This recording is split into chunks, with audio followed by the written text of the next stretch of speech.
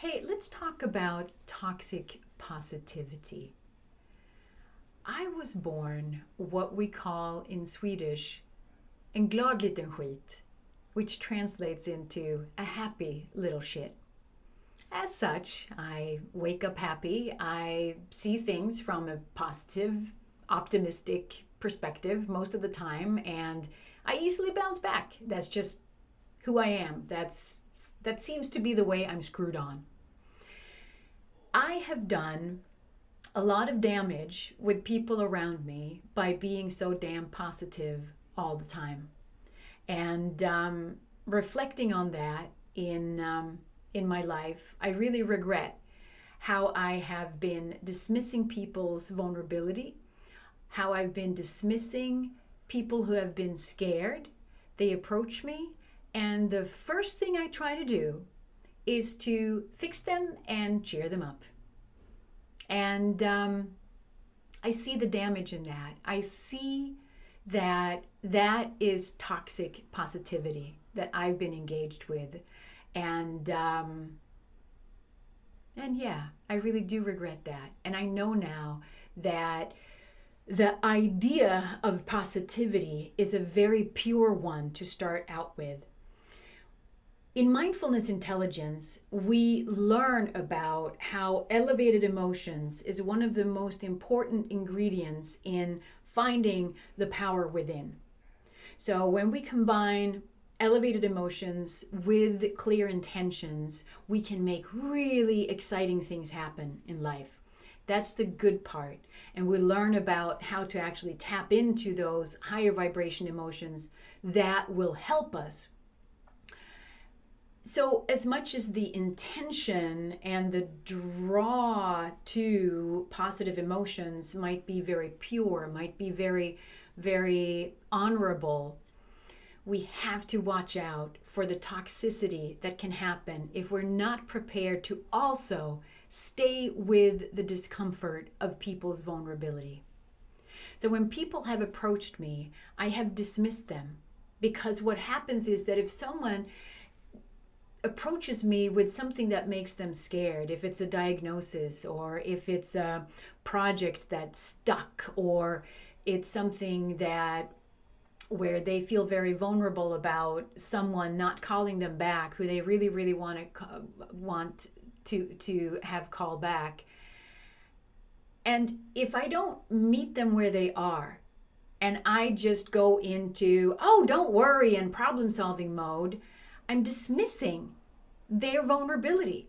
I am actually making them more scared because I'm dismissing that there's even any kind of fear involved on their end, and I'm leaving them worse off than when they approached me. This is not how to be a leader.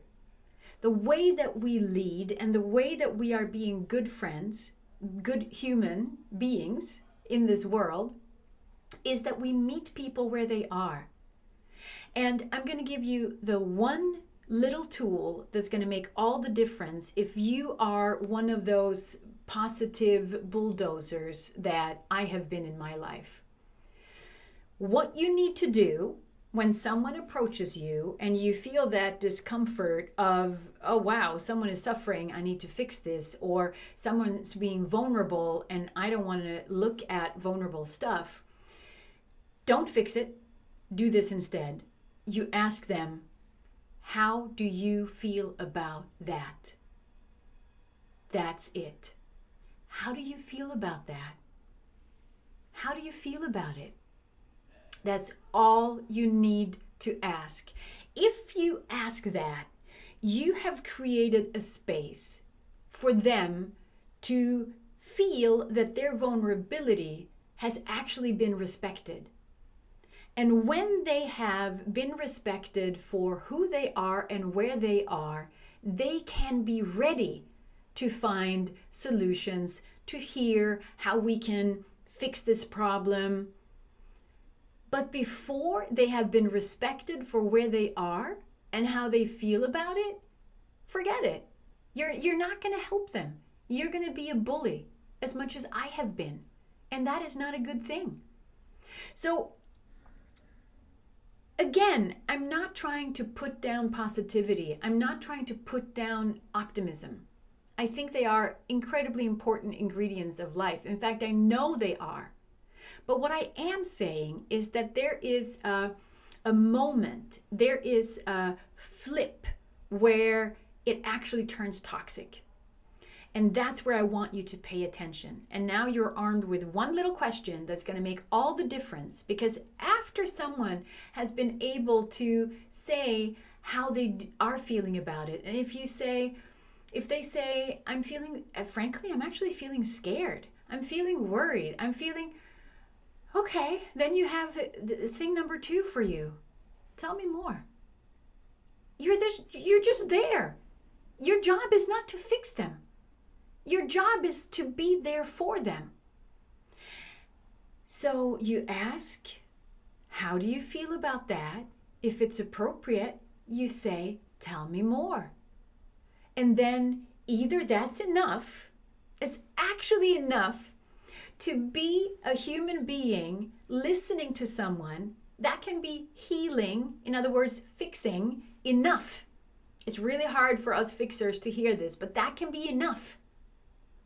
And if not, if it feels like they are ready to get some tips or advice, or hey, I know this really great person that you can call, or have you read about this? Send them to resources where they can continue to find solutions themselves for whatever it is that's weighing them down.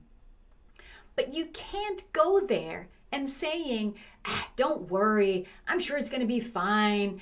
Hey, let's keep positive about this. It's important we have a great mindset. So, let's just not do that anymore.